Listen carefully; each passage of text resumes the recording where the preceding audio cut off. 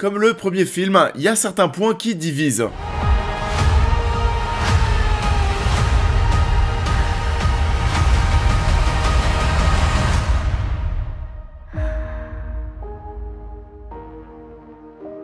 Bonjour à tous, j'espère que vous allez bien. On se retrouve de nouveau pour une seconde vidéo sur Avatar la voie de l'eau. On est dans une vidéo complémentaire, la critique principale est disponible sur la chaîne. J'ai revu le long métrage, on peut en parler cette fois-ci avec spoilers. Pour information, c'est important de le dire, j'ai revu l'œuvre en 2D sans HFR pour comparer. Et il y a clairement des soucis, des incompréhensions de ma part concernant ce second visionnage. Je sais pas trop ce que vous en avez pensé, qu'est-ce que vous avez pensé d'Avatar 2, dites-le moi en commentaire. En tout cas, ce qui est sûr, c'est que dans quelques jours, c'est Noël, c'est le moment de se jeter sur la préparation des cadeaux, de chercher les meilleures offres, etc. etc. Tout ça pour faire plaisir à un maximum de personnes, et si vous êtes justement à la recherche des meilleurs prix concernant le domaine du jeu vidéo, laissez-moi vous parler de G2A qui sponsorise la vidéo. G2A est un marché numérique spécialisé dans les produits vidéoludiques, c'est un marketplace. Il s'agit d'un site de mise en relation entre d'un côté des vendeurs et de l'autre ceux qui achètent. Qu'est-ce qui est à vendre ici? Principalement des clés pour jouer à des jeux sur des plateformes comme Origin, Steam ou Xbox par exemple. Ce qui va différencier G2A des autres boutiques traditionnelles, ce sont ses prix qui sont bien plus bas tout au long de l'année. On le sait aujourd'hui pour des joueurs, ça peut être un petit peu compliqué de se procurer des jeux en tout cas au lancement. 70 €, 80 €, c'est un petit peu cher. C'est pas étonnant de vouloir faire de bonnes affaires et G2A tombe à pic parce que oui, les prix vont défier toute concurrence. En plus, comme on le disait en ce moment, c'est la fête, c'est Noël, et ça l'est aussi sur G2A. En effet, en plus des très nombreuses et très fortes réductions que vous avez absolument partout sur le site, vous avez l'occasion d'en obtenir encore plus grâce à ce calendrier de l'Avent mis en place, qui va vous permettre tous les jours d'accéder à de nouveaux avantages.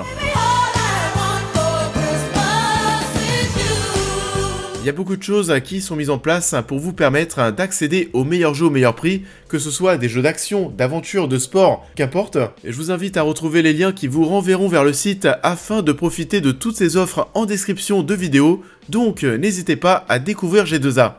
Teach them our ways. Keep up, Forest boy. If you want to live here, you have to ride. Du coup, c'est parti, on va se lancer, on va revenir sur le long métrage en 2 temps dans cette vidéo. Dans une seconde partie, on va parler de l'histoire, des personnages, on va spoiler du coup le film.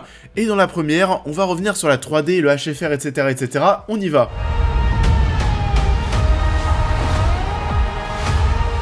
Alors oui, comme je vous l'ai dit en introduction de vidéo, je voulais comparer. J'ai revu le film en 2D, sans HFR, parce que je vous avais expliqué qu'il y avait parfois des plans, dans ma critique, des plans du film qui semblaient un petit peu accélérés. C'était bizarre. La 3D, globalement, je la trouvais très très bonne, même si je trouvais que ça assombrissait beaucoup l'image. Je l'ai vu en 2D, donc on peut comparer vraiment les deux versions, et globalement...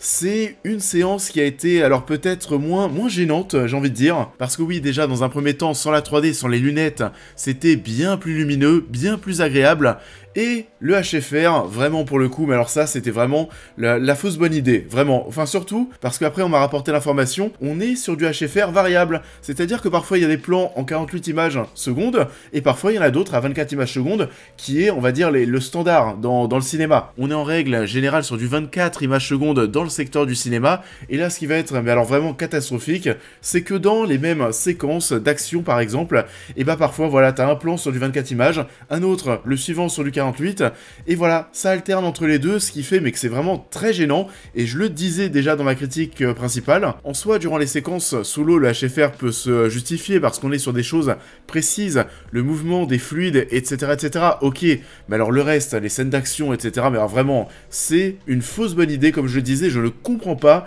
que le film sorte en l'état aujourd'hui au cinéma. Et je pense qu'on est pas mal à avoir vu qu'il y avait quelque chose d'anormal, à avoir été sorti un petit peu du film à cause de ça. Pourquoi est-ce qu'on n'a pas simplement gardé, oui, les séquences sous l'eau en HFR, mais tout le reste est en normal, ça suffisait très bien.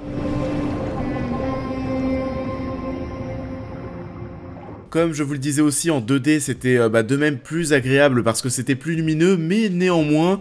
Avatar 2, je vous conseille quand même, et de toute façon, même si je retourne le voir, je pense que je retournerai le voir en 3D. Même s'il y a des mauvais points, même si c'est plus sombre, c'est quand même plus impressionnant, la 3D est fabuleuse. Faut en profiter, c'est pas tous les longs métrages qui ont une 3D de cette qualité. Cette 3D mêlée à cet univers de Pandora, mais je trouve ça mais tellement immersif. C'est un vrai spectacle qu'on doit vivre en salle de cinéma. Même lorsqu'il y aura le Blu-ray, même si vous avez des belles télés chez vous, ça sera pas pareil. Il faut découvrir Avatar en salle de cinéma, en profitant de cette technologie 3D que vous n'aurez pas ensuite chez vous. Donc ouais, si j'ai le temps d'y retourner, je retournerai voir Avatar 2 en 3D. Ce qui va me déranger, c'est que généralement les séances 3D sont des séances 3D HFR. Donc, on va devoir se retaper le HFR, c'est horrible. C'est une aberration, ce HFR variable. Je ne comprends pas que le film soit sorti comme ça.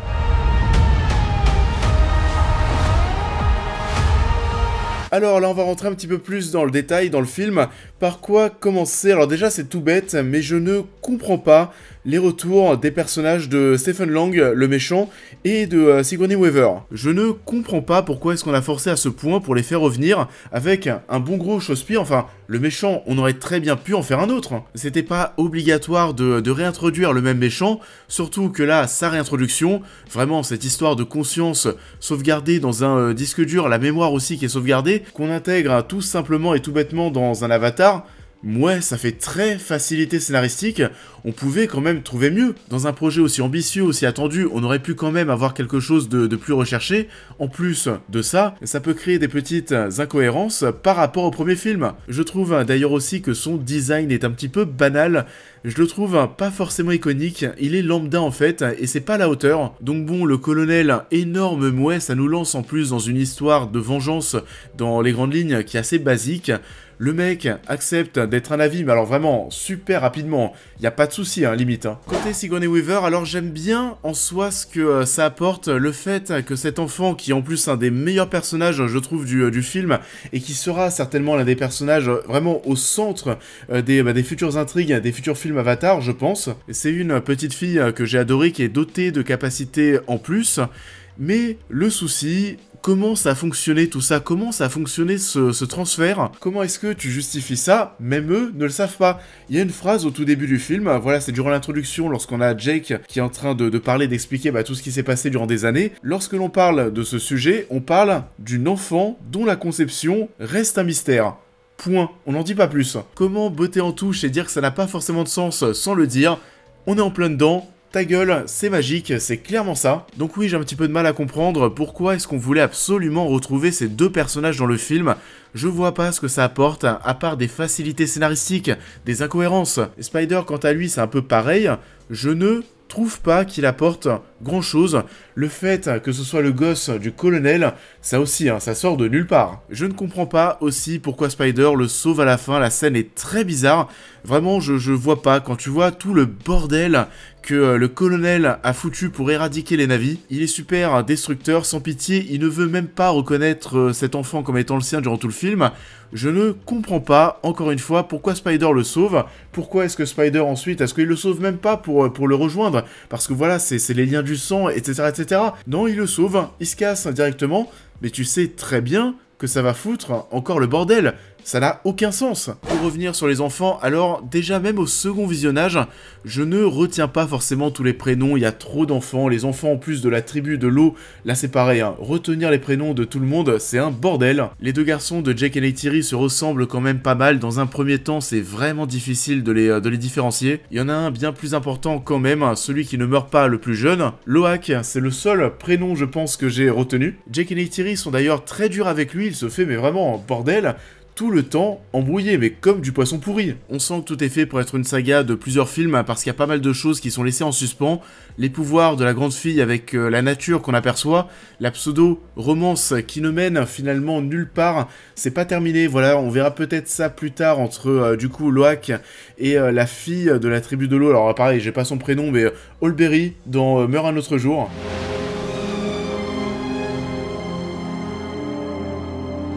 D'ailleurs, il me semble qu'on dit plutôt Oliberi, je me souviens plus. Il y a quand même pas mal de choses qui me laissent perplexe. C'était le cas aussi après mon premier visionnage. Je voulais le revoir parce que je me disais, voilà, c'est un film de 3h10. Il y avait peut-être quelques phrases que j'avais zappées qui avaient apporté justement un petit peu de flou dans ma perception du film. Mais en fait, non, il y a des choses qui n'ont pas forcément de sens, des choses que je ne comprends pas. Oui, Avatar 2 est une giga claque esthétique, oui j'ai passé encore un super moment, oui, j'irai bien le revoir en 3D si j'ai le temps, mais niveau histoire et scénario, c'est bancal, surtout qu'en plus de ça, c'est quasiment les mêmes enjeux que le premier film, sauf que cette fois-ci, les humains sont là pour récupérer un liquide dans les baleines. On apprend ça d'ailleurs super tard dans le long métrage. On sait pas trop où est-ce qu'on va pendant pas mal de temps, on se dit juste que ça sera un simple film de vengeance. Bon, en soi, c'est un petit peu le cas. Le truc qu'on récupère dans les baleines, c'est pas si important que ça en soi. Je voulais revenir sur ces points parce que ouais, même si Avatar 2 est impressionnant dans l'ensemble, il y a des choses qui m'embêtent, des choix que je ne comprends pas, et encore une fois, les 50 premières minutes sont longues. Vraiment, jusqu'à l'arrivée de l'eau, je trouve que c'est long. If you want to live here, you have to ride. Let's do it.